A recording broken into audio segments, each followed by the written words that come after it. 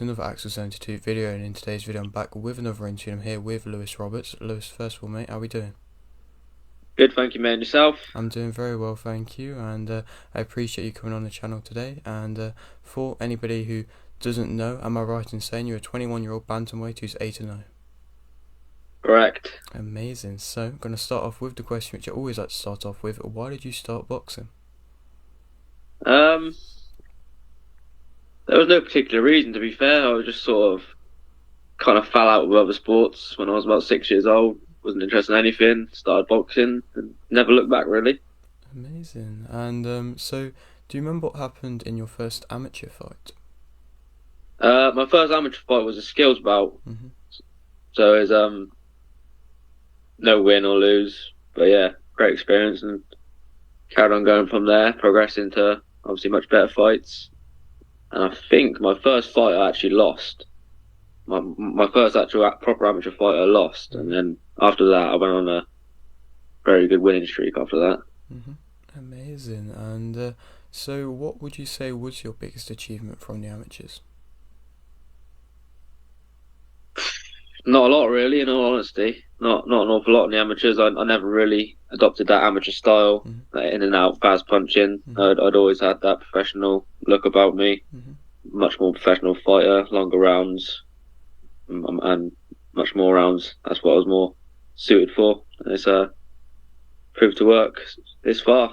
Of course it has indeed. And so what was the kind of defining reason as to why you turned professional when you did? It was just always my dream, and obviously not having that amateur style and not the amateur not really working for me.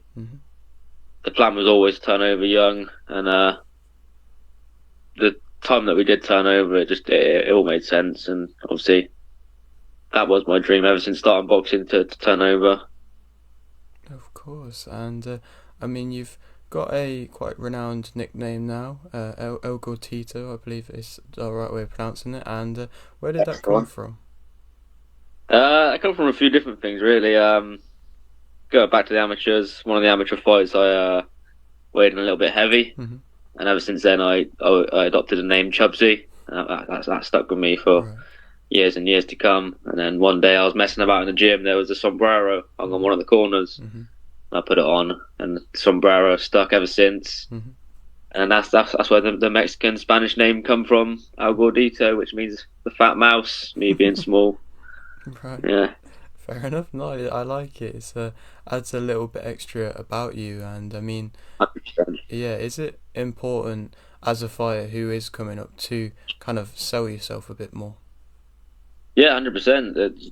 The fans love it, man. All the sombreros on fight night. There's a sea of sombreros. You look out across the crowd, and that's all you can see is just silhouettes of people and sombreros looking back at you.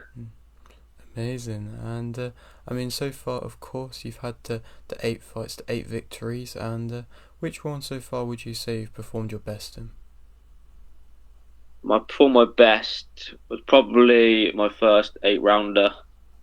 I was so focused, and things come through that we hadn't produced yet. I was more dominant, and we're looking to bring that through even more so now.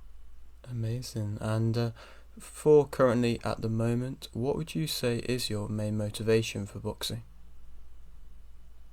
My main motivation for boxing is just becoming the best possible boxer I can and achieving the utmost I possibly can, and bringing it back to Swindon. Indeed, bringing it back to Swindon. Okay. Is that kind of the end goal, to have a huge fight in Swindon? Oh yeah, that'll be my dream, to be able to have a massive fight in Swindon, and then be able to give something back to Swindon itself as well. Of course. And I mean, you've got a fight coming up September 30th. It's a step up in opponents for you. And overall, first of all, how's preparations been going? Great. Couldn't have started any better, really. Starting to get some good sparring now, and really looking to up the ante even more so now, being 5 weeks out. Indeed. And this is from, am I right in saying this is your first 10-rounder? And do you feel like this is only really going to suit you, having these extra rounds? Yeah, 100%. As I said, in my first 8 rounder, that was my best performance yet. And throughout them 8 rounds, sort of like round 6, 7, and 8 is where I really start turning it on. And I think if it gets that far in this fight, it'd be more the same, but better. Amazing. And I mean, you're against Ben Lilly, 4-0-1 record. How much do you know about him as a fighter? Not too much really. There's not really a lot of things to look at of him. I think there's one video on YouTube about him, and that's about it really. But as you said, he's 4-1. He hasn't lost yet. He's drawn once, but he's undefeated as such. He's not going to come to lose. He's definitely going to be coming to grab the chance to get that win and really up his rankings and get himself a shot or something really. So definitely not overlooking him at all. But he's not going to be any match for what we've been preparing for. Brilliant. And when you have an opponent like this, when you're no longer really fighting these genuine opponents, is it going to maybe bring out the best in you to be against somebody who is going to try their best and really come for a fight? 100%, mate. Yeah. I've been able to find new limits in training because of that. Being able to push the new limits, and it's really fired up something in my belly. Of course, that's brilliant. And I mean, you're only a young lad yourself in the boxing game, and I like to ask these younger fighters, how difficult can it be, especially coming up, to just kind of block out any distractions from the outside life, like going out and partying and stuff like that, to stay focused and stay driven for this goal of boxing? Yeah. I mean, it's definitely hard in some respects, but with great success comes huge sacrifices, and that's just one of the sacrifices you got to make as a fighter. And I'm sure one day it'll be worthwhile. Of course. And is it nice and is it important to have a kind of a circle around you that is very supportive of you and knows what you have to do to be able to achieve what you want to achieve in boxing? Yeah, 100%. If you've got a bad circle around you, they're going to influence bad things on you, and it's never really going to work out right for you. You're never going to get what you need out of them. But yeah, I'm very fortunate to have a great circle of people around me supporting me. Brilliant. And I mean, for any new people who might be coming to watch this upcoming fight of yours, what would you say makes yourself interesting as a fighter? Wow, the first thing is the sombrero. Of course. You can't miss that. And just how much of a boxer I am. If you like boxing, you definitely want to come watch me. I have a range of skills. I can do all manner of boxing really. I bring it all out. Amazing. And is there any kind of fighters that you look at maybe stylistic wise and take little bits from them?